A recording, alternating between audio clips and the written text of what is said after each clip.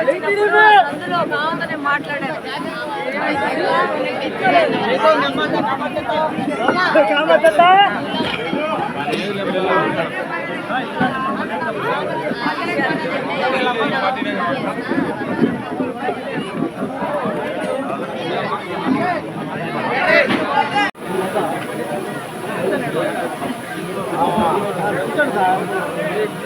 Madam మీరు కూర్చోండి madam. అలాగనే తల్లికి వందనం పేరుతో ఈరోజు జగన్మోహన్ రెడ్డి అమ్మఒడి అని చెప్పి వాళ్ళ భార్య భారతి ప్రతి ఒక్క బిడ్డకు జగన్ అన్న డబ్బులు ఇస్తాడని చెప్పి పచ్చిగా మోసం చేసి ఒక్క బిడ్డకి 14,000 రూపాయలు ఇస్తారని చెప్పి అది కూడా 12,000 13,000 కోతలు విధించుకుంటా కొంతమందికి 2 సంవత్సరాలు, కొంతమందికి 1 సంవత్సరం, కొంతమందికి పూర్తిగా పీకేయడం జరిగింది. కరెక్టా కాదని చెప్పేది.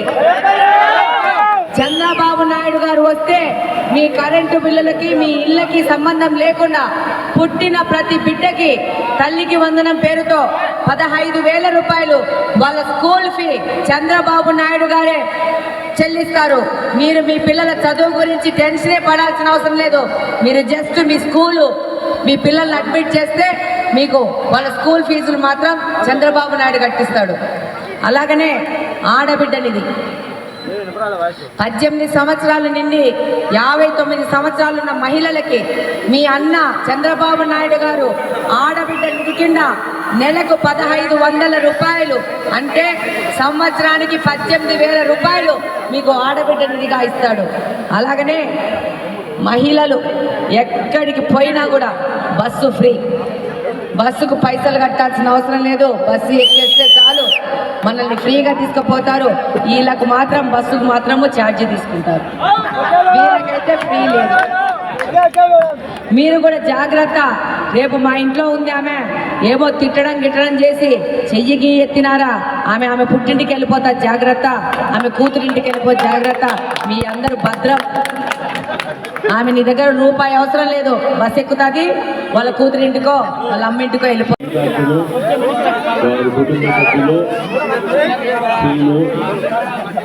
సింహాద్రి వీళ్ళందరూ వెంకట సుబ్బయ్య గారు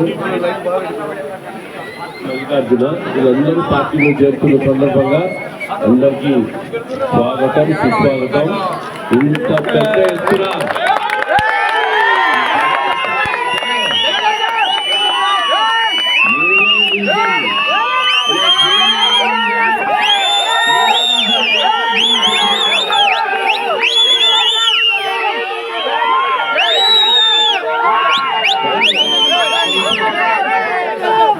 ఆకాశం నుంచి 3వ డివిజన్లో దిగినారా, 3వ డివిజన్లో ఈనారా.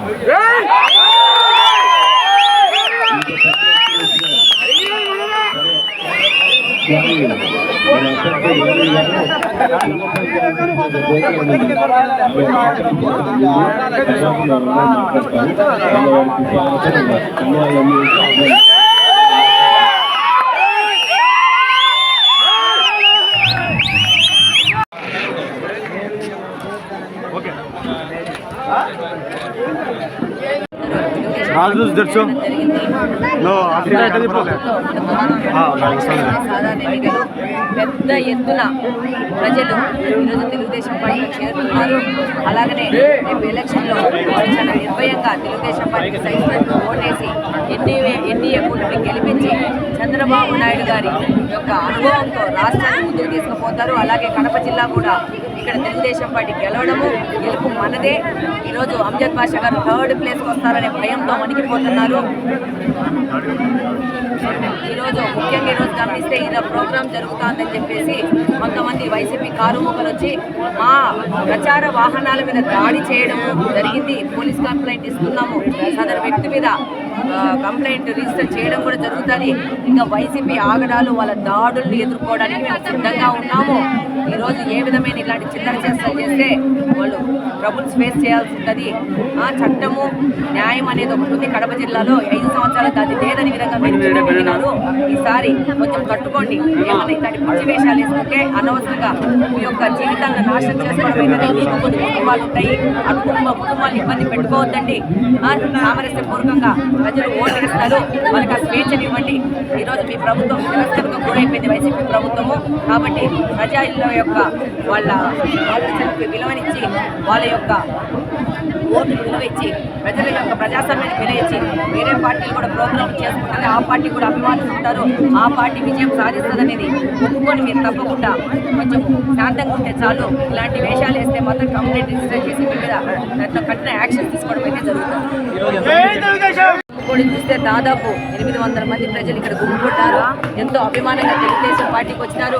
13 రోజుల్లో ఎలక్షన్ ఉంది. శ్రీరామ్ నగర్ డంకా మోగించి తెలుగుదేశం పార్టీకి విజయం సాధించి పెడతాదని చెప్పి నేను తెలియజేస్తాను.